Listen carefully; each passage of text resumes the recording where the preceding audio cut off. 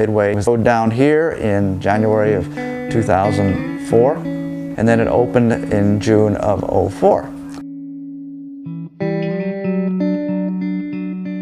Midway started in September of 1945, was not part of the Second World War, was commissioned right after that.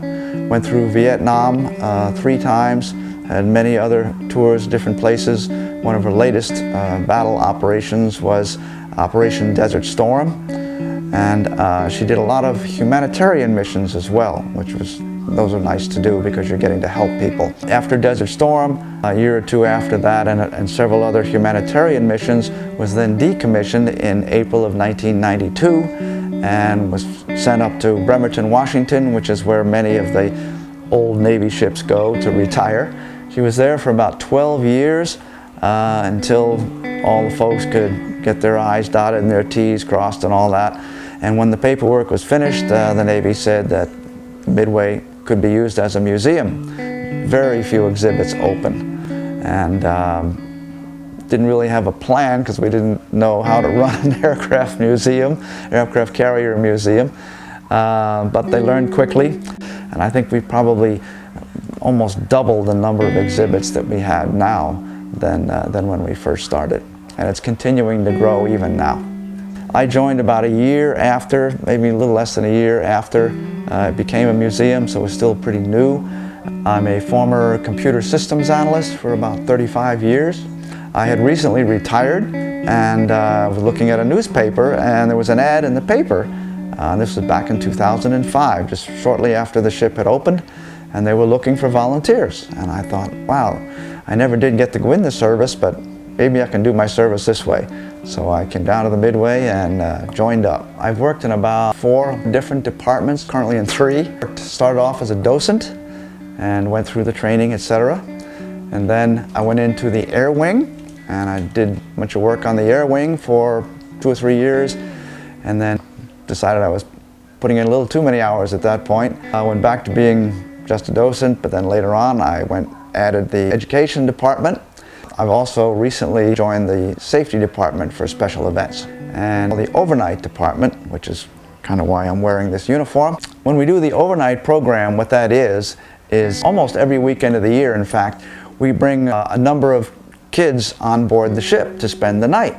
And it's all different groups, Boy Scouts, Cub Scouts, school groups, church groups, you name it. And we have anywhere over 200 that come in for the weekend. And so when we're touring them around the ship, we like to have uniforms on. So this is our standard uniform. It's a flight suit, okay, flight uniform.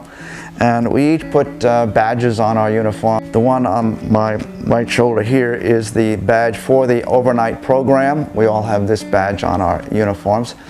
And the one on the right typically has your call sign, because usually in the Navy, everybody has, or at least pilots especially, will have call signs. And so each of us in the overnight department has a call sign. My call sign happens to be Admiral, and that came about simply because when the museum first opened, the Midway, the Admiral's area was not part of the standard everyday exhibit. And later they decided to make it part of the exhibit, so I was part of the crew that came in here, and there were 4 or 5 of us, or a few more maybe, and we spent many months kind of ripping it out, cleaning it up, putting all the equipment back in, fixing it up, cleaning it up, and making it ready as an exhibit. And because of that, my crew gave me the nickname of Admiral. The fun part of the job is kind of teaching them, if you will, about the history and the organization and all of the parts of the ship, and of course, obviously it's a huge ship, and most people have never been on board an aircraft carrier, so they have no idea what to expect. So when we bring them aboard, we try to show them different areas and show them what the sailors do, what they did, and I think it gives most people a much better appreciation for what goes on in the Navy, and specifically on board an aircraft carrier. Well, you learn a lot when you volunteer just from talking to other people. It's also a healthy thing to do. It's very healthy, especially for seniors like me, okay? It's physically healthy because you're out and about in the community doing things. It's also mentally healthy because you are talking to people and keeping your wits about you, etc. And and doing different things. So I think volunteering is a good thing to do for almost anybody. And it also, of course, bottom line, it helps the community, because we want to give back to the community in any way that we can. There's a phrase that we use all the time on the Midway. They've used it for years and years. It's called Midway Magic, because all the sailors that served on the Midway, they had such a great crew, very cohesive, they work well together.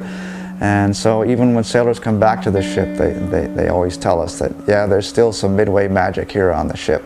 And we continue that with all the volunteers. We're a pretty close-knit group. We work well together. And so it's fun to do.